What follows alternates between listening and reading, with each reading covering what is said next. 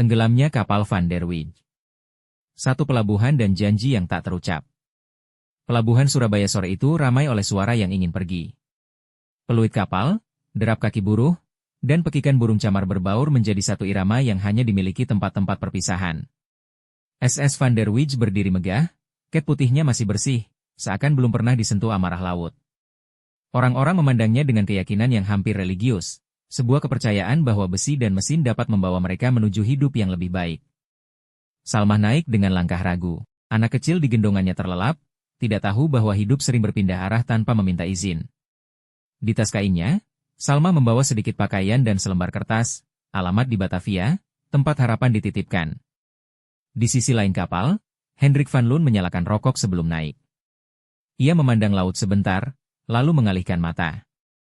Laut terlalu luas untuk ditatap lama-lama, pikirnya. Peluit panjang berbunyi.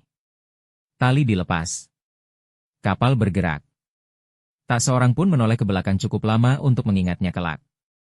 2 hari-hari yang tampak ramah. Hari pertama pelayaran berjalan dengan tenang. Laut seperti kaca, langit bersih, dan kapal meluncur seolah di atas janji yang ditepati. Penumpang mulai saling mengenal. Tawa terdengar di ruang makan. Anak-anak berlari kecil, dan orang dewasa berbagi cerita tentang tujuan mereka, pekerjaan baru, keluarga, atau sekadar pelarian. Salmah duduk di dek, membiarkan angin mengusap wajahnya. Untuk sesaat, ia percaya bahwa hidup memang bisa berubah hanya dengan berpindah tempat. Di bawah dek, Hendrik memeriksa mesin. Semua bekerja sempurna, tetapi ia mencatat satu hal kecil, getaran halus yang tak biasa. Bukan kerusakan, lebih seperti napas kapal yang berubah. Menjelang sore, awan berkumpul tipis. Tidak mengancam. Tidak menakutkan. Ketenangan sering menjadi wajah awal dari sesuatu yang lebih besar. 3 masa lembo dan laut yang mengingat. Malam kedua terasa berbeda sejak awal. Angin datang dari arah yang tak lazim. Ombak tidak tinggi, tetapi rapat, seperti langkah kaki yang mengejar. Kapal mulai bergerak lebih berat. Saat memasuki perairan masa lembo, hujan turun mendadak.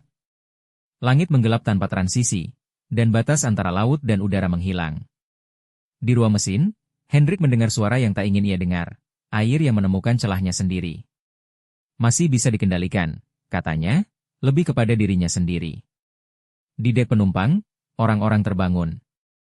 Doa-doa mulai berbisik. Salmah memeluk anaknya, jantungnya berdegup lebih cepat dari biasanya. Kapal miring sesaat. Lalu kembali. Masa lembo seakan menahan napas, mengingat banyak kapal sebelum ini, dan mungkin menghitung satu lagi. 4 detik-detik yang tak bisa ditarik kembali. Air masuk semakin deras. Pompa dinyalakan penuh. Mesin bekerja keras, berteriak melawan laut yang tak pernah lelah. Hendrik basah hingga pinggang, tangannya gemetar bukan karena dingin, tetapi karena sadar bahwa kekalahan sedang dihitung dalam menit. Alarm berbunyi. Panik menyebar cepat. Sekoci diturunkan dengan tergesa. Angin menampar wajah, hujan menusuk mata. Salmah terseret arus manusia. Ia hampir kehilangan anaknya ketika kapal miring tajam. Dalam kilat yang menyambar, ia melihat wajah-wajah yang tak lagi berpura-pura berani. Lampu padam. Mesin mati. Dalam gelap, kapal mengerang panjang, suara besi yang tahu ia tak lagi berkuasa atas dirinya sendiri. Dengan gerakan lambat dan mengerikan, Van der Wijk terbalik. Laut menelan segalanya. 5 malam tanpa batas. Laut malam itu tidak memiliki arah. Hendrik muncul ke permukaan, terengah, berpegangan pada potongan kayu. Di sekelilingnya, jeritan satu persatu menghilang, digantikan oleh suara air yang kembali tenang. Salmah terdampar di sekoci kecil bersama beberapa orang. Anak di pelukannya masih bernapas, meski lemah. Ia tidak berani tidur. Tidur terasa seperti menyerah. Langit perlahan memucat. Badai menjauh, seolah telah mengambil cukup. Di bawah mereka, bangkai Van der Wijk tenggelam, membawa koper, surat, dan janji yang tak sempat dibaca ulang. Masa lembo menyimpan semuanya tanpa suara. 6 fajar dan orang-orang yang kembali. Pagi datang dengan cahaya yang terlalu terang. Kapal penyelamat menemukan sekoci-sekoci kecil seperti titik-titik putus asa di hamparan laut. Orang-orang diangkat, yang hidup, yang hampir mati, dan yang telah menjadi sunyi. Salma selamat. Anaknya juga. Ia duduk diam di geladak, tidak menangis. Tangisnya telah habis bersama malam.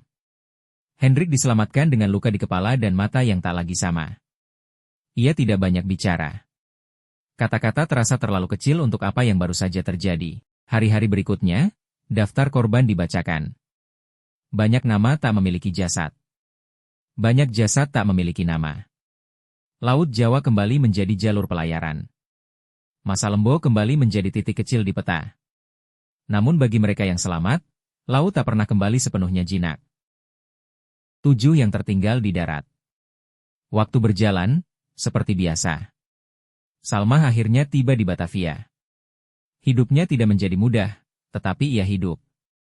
Anaknya tumbuh dengan cerita tentang laut yang tidak pernah ia ingat, tetapi selalu ia rasakan dalam diam ibunya. Hendrik kembali berlayar bertahun-tahun kemudian. Ia tetap bekerja dengan mesin, tetapi kini selalu berhenti sejenak sebelum berangkat, memandang laut, seolah memberi salam kepada sesuatu yang lebih tua darinya.